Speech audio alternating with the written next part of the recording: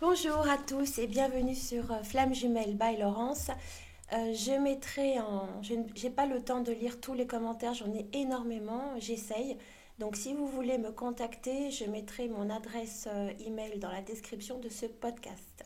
Alors, dans le podcast d'aujourd'hui, nous allons parler d'une étape du parcours qui est merveilleuse, qui fait place à toutes les étapes du parcours qui sont plutôt souffrantes et difficiles.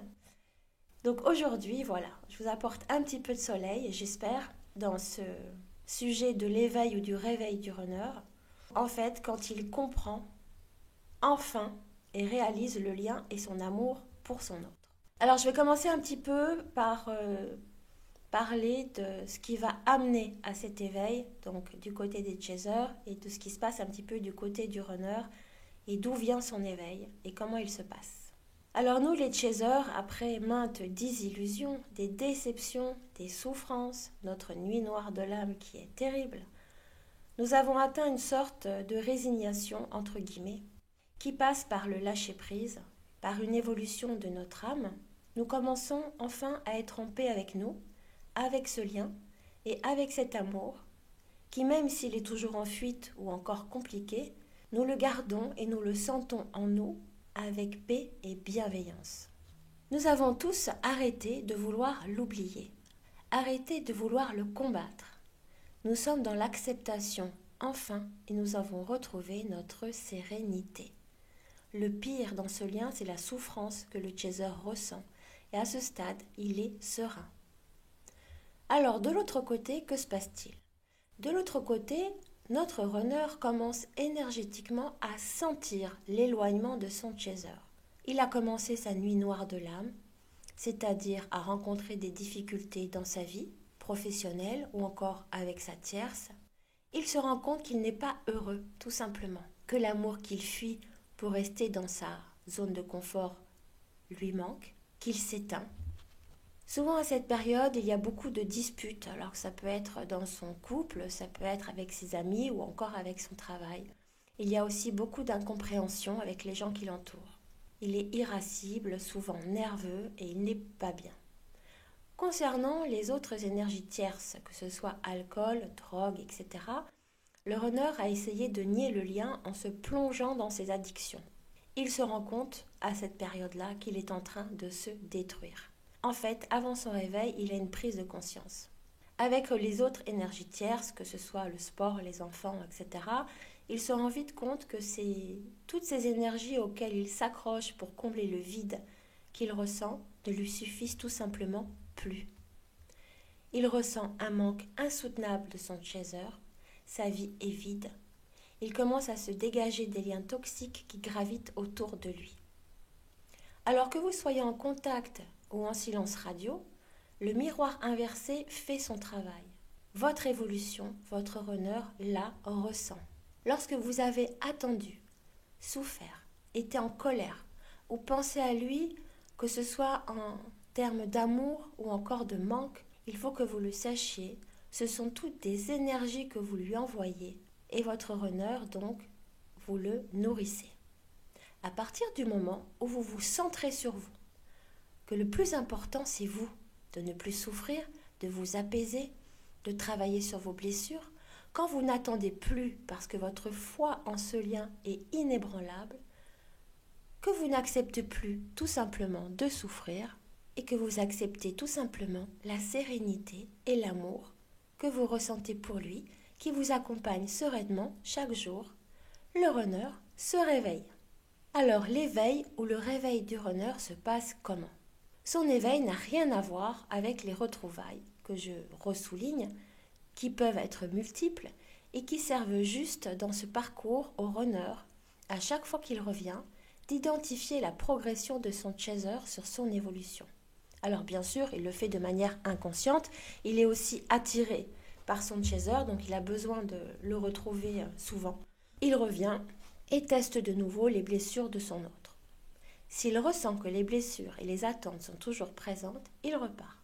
C'est le cycle que j'appelle fuite-retrouvaille, fuite-retrouvaille. C'est une période qui est terrible pour le chaser à vivre, parce qu'à chaque fois il y croit et à chaque fois le runner s'enfuit. Donc l'éveil n'a rien à voir avec ça. L'éveil ou le réveil est soudain, inattendu. Et cela va complètement déstabiliser le chaser. Il peut venir vous voir de façon inopinée, vous attendre à la sortie de votre travail ou encore devant chez vous, ou vous envoyer un message surprenant du style j'ai réalisé que je t'aimais, j'ai réalisé que tu étais l'homme ou la femme de ma vie, etc. Vous appelez et là, miracle, il vous déclare son amour. Ce qu'il ressent pour vous, que vous êtes la personne de sa vie, celle ou celui qu'il a toujours attendu, etc. Et alors là, les chasers, c'est le choc.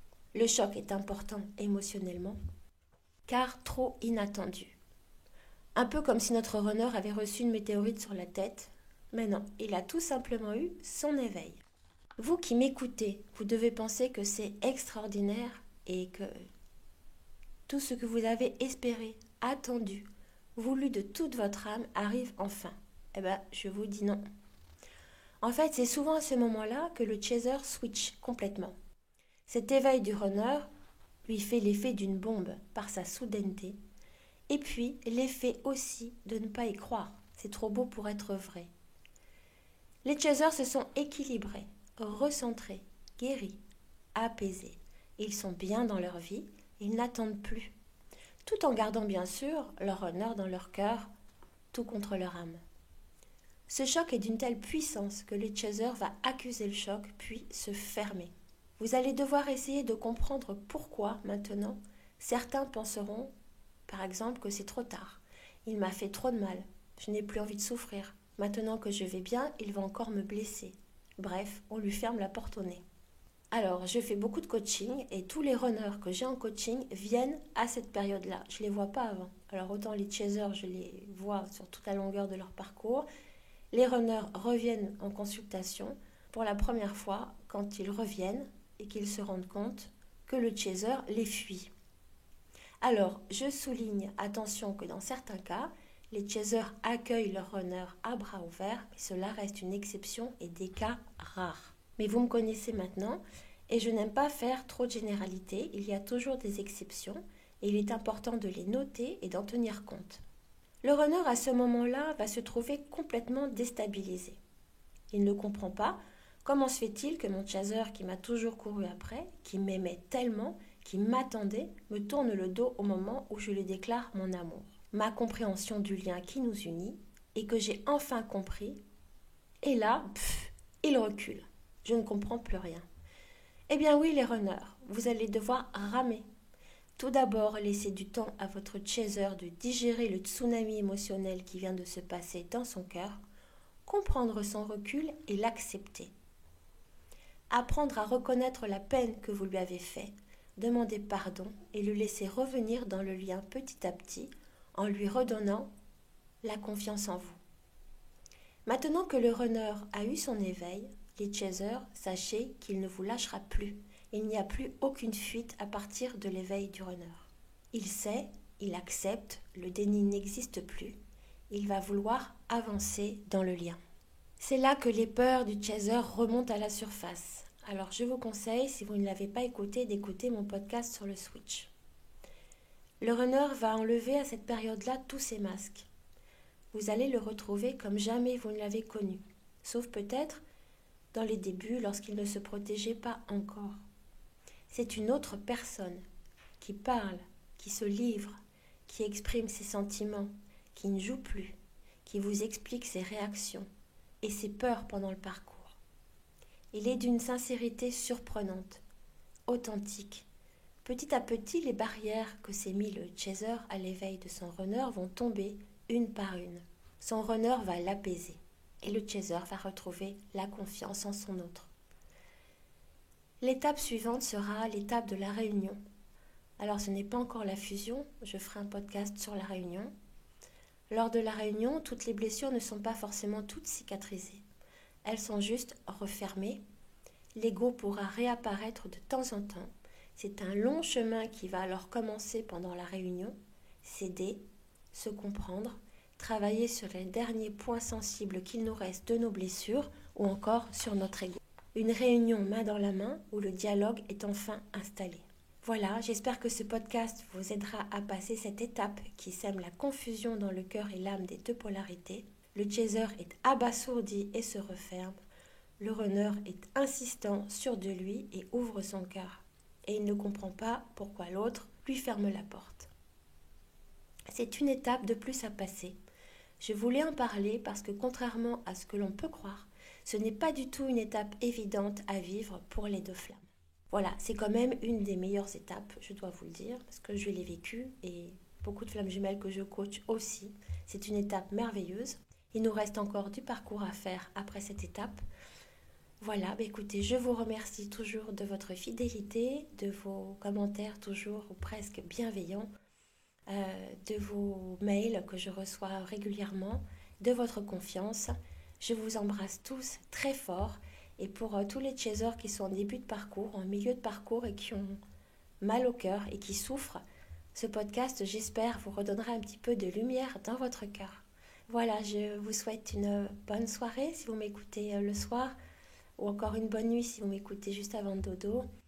À très bientôt. Au revoir.